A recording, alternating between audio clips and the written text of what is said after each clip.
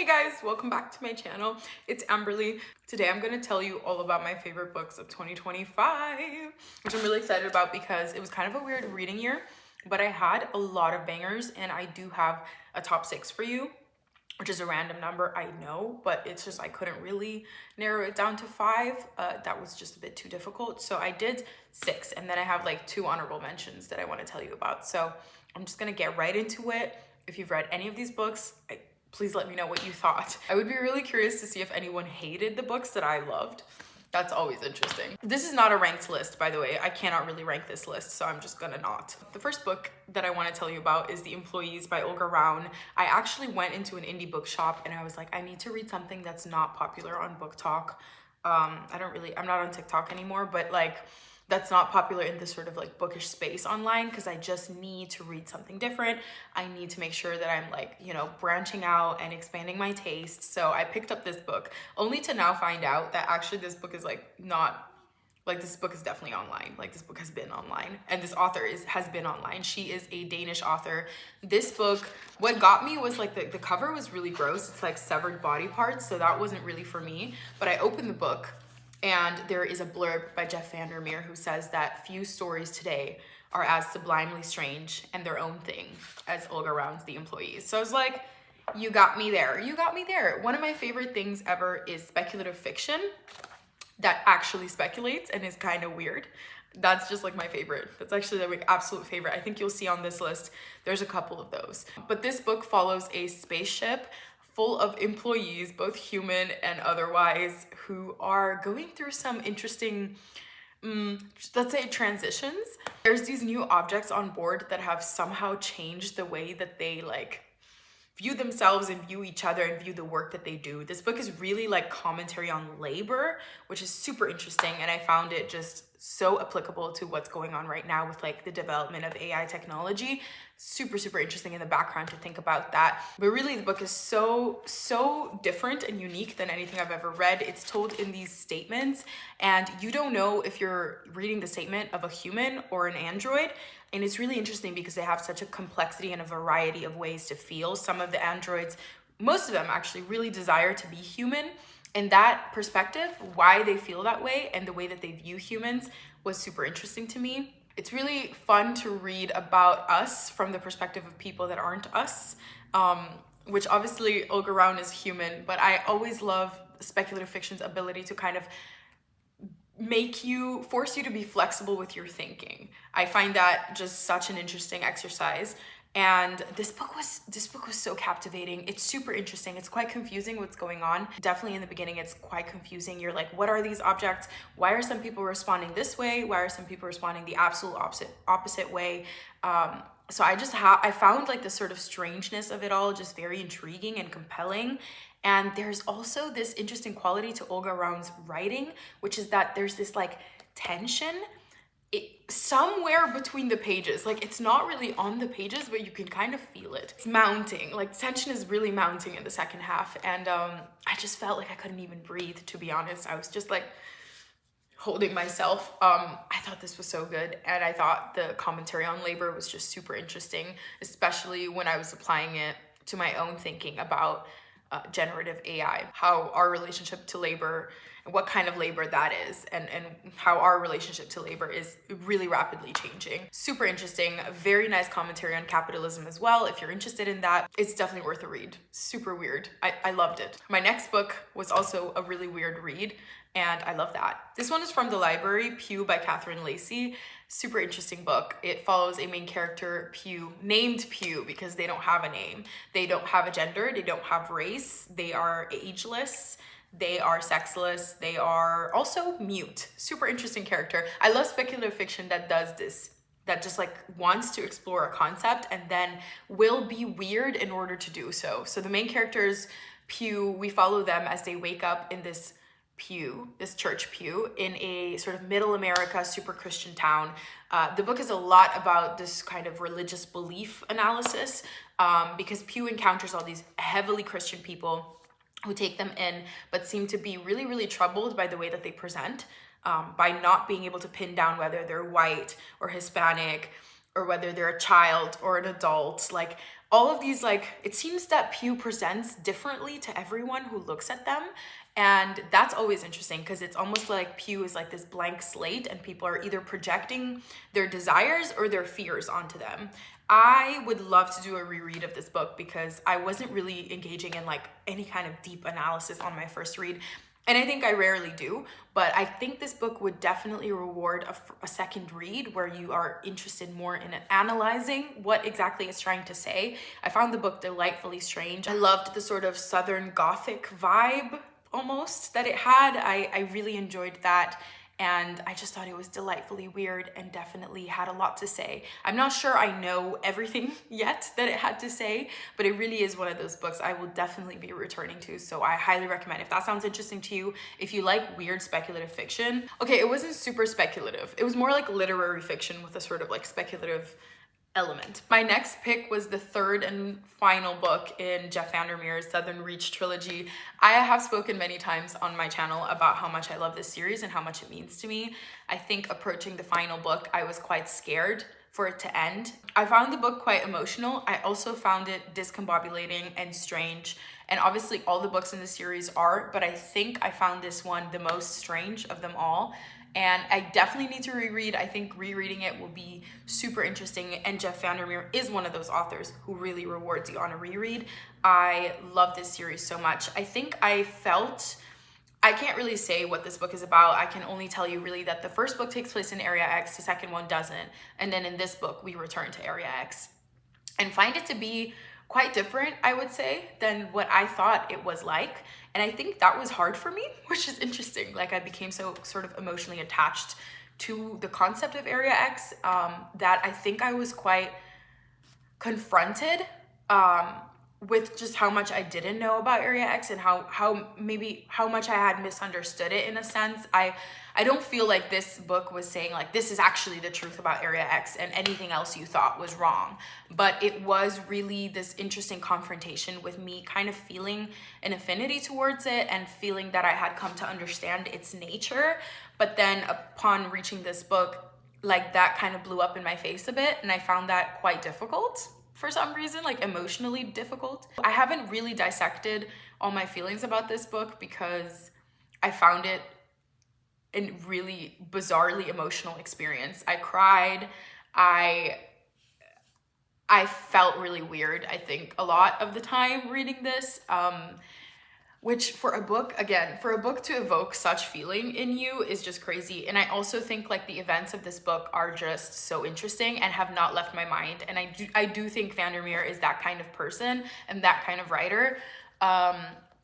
I can't help but appreciate, you know, the way that he decided to end things and wrap things up and the sort of choices he had to make in this book that I think are so endlessly interesting and just haunting. And that is one of the like main qualities of this series. It's just like, it's been haunting me. This final book is like something I really need to dive deep into because for some reason it disturbs me a lot, which maybe everything I just told you sounds a bit bad, but actually all of this was good. This is all very good. And if you're interested in a really, really, really strange speculative fiction that is heavy on the speculative, very much like a sort of sci-fi kind of thing, on Earth though, which is interesting. I really, really highly recommend this series. It's so strange and so perfect, so delightful, like truly like one of a kind, sublime. Love. My next book was Joan Didion's Slouching towards Bethlehem, which is a total 180 from what I've been recommending so far. But this was my very first foray into Joan Didion's work and I absolutely loved it. It was so good. It was a collection of essays. A lot of the essays were about California in like the 60s or the 70s, which is just a topic I'm genuinely not interested in. I'm sorry, I couldn't care less, but she made me care. Like I was locked in. Her writing is incredible, sublime. I just used that word like 3 times in this video, but truly her writing is incredible. It's so measured. She is really good at the craft. You can tell that she is kind of like, I don't know how to explain it.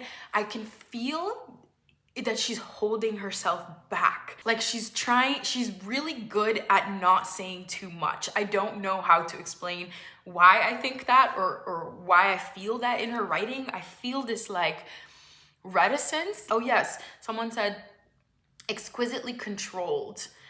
exquisitely controlled, incredible writing. Like really, really, if you're into writing as a craft, I think reading Didion is like something you definitely have to do. And I don't know if you'll love it like I do, but I love it. I think I could read her freaking grocery list and I would find it endlessly interesting. I think she's such an interesting perceiver. The things that she chooses and the things that she focuses on and the things that she chooses to leave out. I find that very interesting when a writer is leaving things out and somehow you can tell that that's like incredibly controlled, and that's not the right word, incredibly intentional, very, very intentional. I loved this. This was such a fun week that I was reading these essays. I had the best time with them. I went out and bought like all her other stuff because I was like, this is incredible. She's definitely going to become one of my new favorite writers. But I have not quite managed to move on from this book yet. Like, I'm feeling a bit attached and I don't really want to like move on to whatever else she's done. I'll definitely read another Didion, at least one more book this year. I think I can pace myself, but I think I should return to her because she's just so good. Yeah, I loved this. My next favorite book might be like the best book all year, which is the 5th season by N.K. Jemisin. This is the first book in the Broken Earth trilogy by her, and it is exquisite. It is so good. This is such an unreal novel. I need to finish the series because it's definitely one of those where it's like a story. She wanted to tell one story and it had to be told in 3 parts, but there's really like a planned out, extremely thought through story. This book is amazing. It has like the most incredible layers. It's so complex.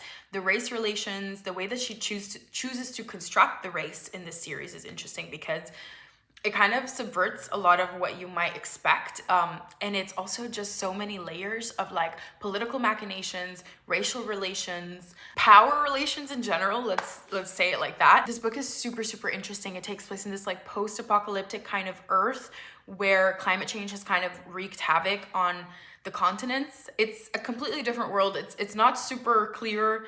Well, it seems to be that it's our world, but like very far into the future. This follows like people who have the power to cause earthquakes. They are incredibly dangerous and they are generally hunted down by the members of their community because they are so dangerous. They might like get angry and then cause an earthquake, something like this. This follows a woman who is one of those creatures but who has gone like undetected her whole life. And in the very first like beginning of the book, she comes home and finds that her toddler has been murdered by her husband, who must have figured out that her child is also one of these people. Absolutely brutal, very, very intense, like absolutely insane. She's like grieving the loss of her toddler who was brutally murdered by her husband. This all sounds crazy, I know, but it's like the premise of the novel. And her other child has been kidnapped by her husband and she needs to find her child. And so she's on a quest to find her. This book follows 3 different perspectives of 3 different women in this world. You follow her perspective, you follow the perspective of a child who is just being discovered for her powers, but instead of being killed, she's being taken to the sort of state-run training facility. So there's all these really interesting sort of like intention elements of this world where there's actually like a really rich city where like the sort of state power sits, where they actually train these people to be like weapons. And then in the rest of the land, you have all these like village communities that are sort of like people run. That this is where these people are being like persecuted and killed if they are ever found out. So there's just so many layers of like what's going on here. It's not simple. It is not superficial. It is really well thought through, and you can tell that N.K. Jemisin like knew what story she wanted to tell and that she painstakingly like built this world. It's a complex world. It's an incredibly complex world. There's no 50 pages of monologue, world building, what's the lore of this town? No, there's none of that. You are just thrown right in and you will discover things about the world as you go along. And that is just, to do that and to pull it off, masterful. Highly recommend. My last book before my honorable mentions is It Lasts Forever and Then It's Over by Marcken, which was my first read of the year. Started the year off with a banger. This is another kind of like weird speculative fiction, more literary though, following a literal zombie. You know how a lot of like zombie stuff, I'm not super into that, by the way. It's not like a thing that I'm like super well versed in or anything, but a lot of like zombies are kind of conceptualized in media as being like brain dead in some way, whereas in this book, the zombies are actually just people who do have a brain still, you know, they remember stuff. And they're just really, really dealing with the sort of horror of being a zombie now and like their bloodlust. And they have to somehow reconcile that with actually a very human sensibility, which is really rough, like extremely difficult. And I'm sure you can imagine how devastating that is. This book really explores just kind of how devastating that loss of identity is, that loss of time, identity, humanness. Our main character is just recently a zombie and she is going through it, and she remembers her life previous. She remembers her partner who she was really in love with. And I found those particular passages about that very difficult, very emotionally like difficult. I cried so much reading this book. Like I found so much of it to be like incredibly poignant and like really devastating commentary on like being human and like the grief of losing something so important. A lot of this book is really about grief, I think. And I found that just like, it's just very effective for me, especially the grief. I think low-key, especially the grief of her just like thinking about her past lover who she can't even remember their name. Devastating, absolutely devastating. This book was so good. It's such a short book and it just does a lot emotionally in this short amount of pages. I don't think it's gonna be for everyone, but I loved it. And if it sounds interesting to you, I think you're gonna love it too. My honorable mention would have been Annihilation, the first book in the Southern Reach trilogy, which I reread this year. I had always kind of put off rereading this because my very first reading experience with this was so sublime that I was, why is that the word of the video? I need to stop. What is a synonym for sublime? My very first reading experience with this was just unmatched. It was like a one sitting plane ride. I had a particular song on replay. It was super immersive, so claustrophobic, just absolutely mind-blowing. My first read of this book. I was so scared that the second read would just never live up to that, but the second read was so rewarding. So I am so happy I finally did it. It was so lovely to just dive back into Annihilation. I do think the first book is like the book. Like it's just your first encounter with this strange place. You really encounter it like one-on-one. It's so intriguing. It's so elusive. So much mystery there, and I do think the reading experience of Annihilation is just pretty much unmatched. So I had to mention it, although I've mentioned this book many times on my channel because it really is one of my favorites of all time. My final honorable mention is The Bone Season by Samantha Shannon, which is a massive tomb of book. I think it's like 600 pages. This is such an interesting series. I'm really like in it. I've just finished the second book. They're all tomes. No, wait, tomes. Tomes is the word. These are so great, and they are pre-book talk books, which I think that's important. Also, Samantha Shannon like went in and like rewrote these because she had initially written these when she was like 18 or something. So now that she's a much more experienced and mature writer, she went in and rewrote these and like edited them. And so these are the sort of author's preferred texts. This is an urban fantasy with a kind of alternate historical fiction component almost. It takes place in the year 2059, but you must imagine that I think 2 centuries ago, something went differently in the course of human nature, human history. There's that. There's this sort of urban fantasy concept because the main character is a clairvoyant, and there's like a bunch of clairvoyants in London. They all have different gifts. There's like different categories of clairvoyance, and she is a clairvoyant who also works in the sort of like underground world, like mafia stuff. I don't think mafia is the right word, but like underground like crime syndicate in London. One day she is caught by the Republic of Sion, which is like the country that like rules London and some other places. And she is caught for being clairvoyant. They like kill and hang all these clairvoyants if they can find them. They regard them as the #1 enemy. And usually the only way to survive is to just go undetected. But Paige ends up in a situation where she has to use her gift. And she is detected then by the sort of like police, basically. She ends up in this really strange and scary place that's not even supposed to exist with a bunch of other like prisoners.